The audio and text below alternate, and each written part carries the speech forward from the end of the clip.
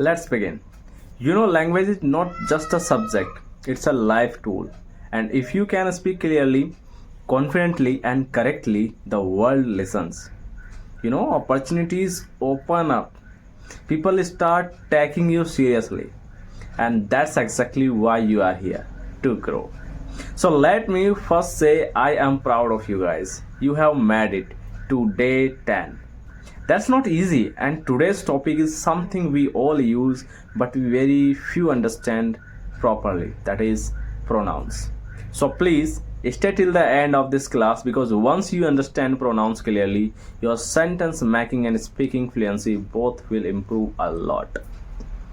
Alright, so let's begin. So, first of all, what is a pronoun?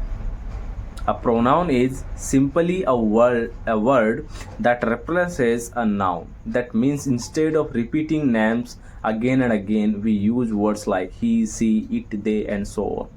For example, instead of saying Anjali is kind, Anjali is a doctor, Anjali teaches students, we say Anjali is kind, she is a doctor, she teaches students. That she is a pronoun.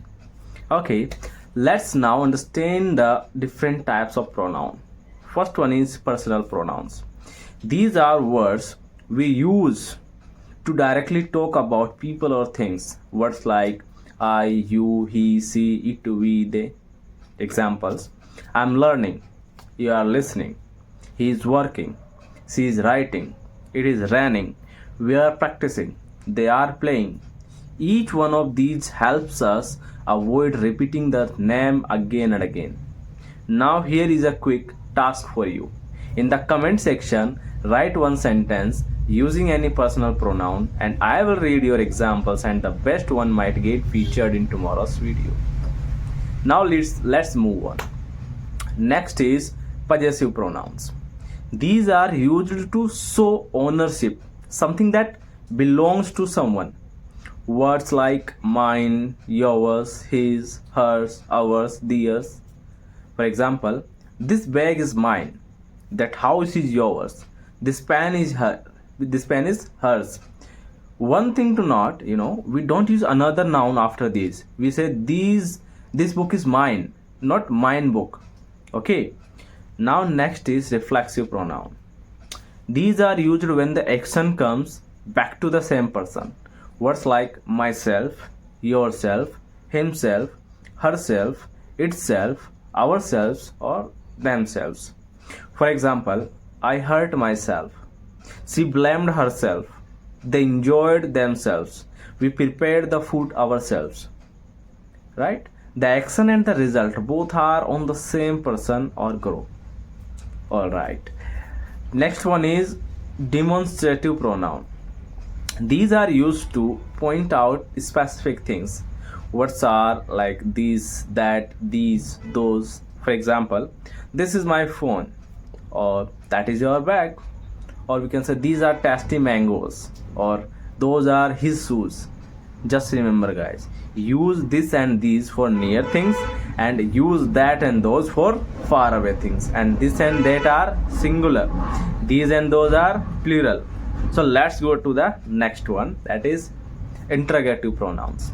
Okay, these are used to ask questions.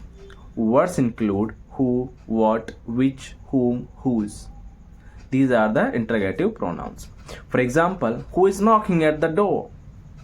What is your name? Whose phone is this? Simple rule. If the sentence is a question and you are asking about someone or something, you are using an interrogative pronoun. Now here is your second quick task, that is, in the comment, write one question using any interrogative pronoun, just one line. I'll check your sentence personally. Now let's go to the last type, that is relative pronoun.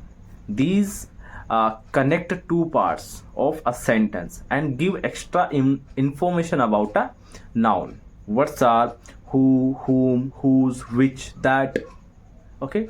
For example, the girl who won the medal is my cousin.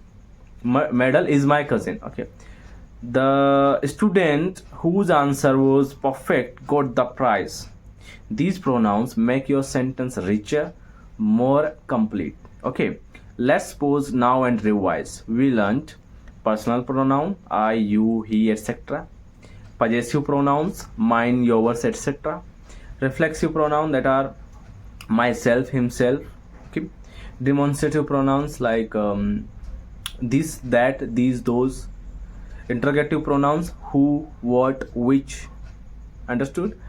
Relative pronouns who, that, whose. So each one has a specific job, each one makes your sentence smarter, but only if you use them. So don't just learn them, speak with them. Try small sentences, and every day you will see progress. And yes, if you are learning something valuable in these classes, don't forget to subscribe. Not because I want numbers, but because I want you to stay connected and not miss even one step in this journey. Tomorrow we will cover adjective and the words that add color, emotion, and beauty to your sentences. It's going to be very interesting. But for now, keep practicing, keep speaking, and most importantly, believe in yourself. English is not difficult, it just needs regular attention, and you have got what it takes. See you tomorrow. Take care. Bye bye.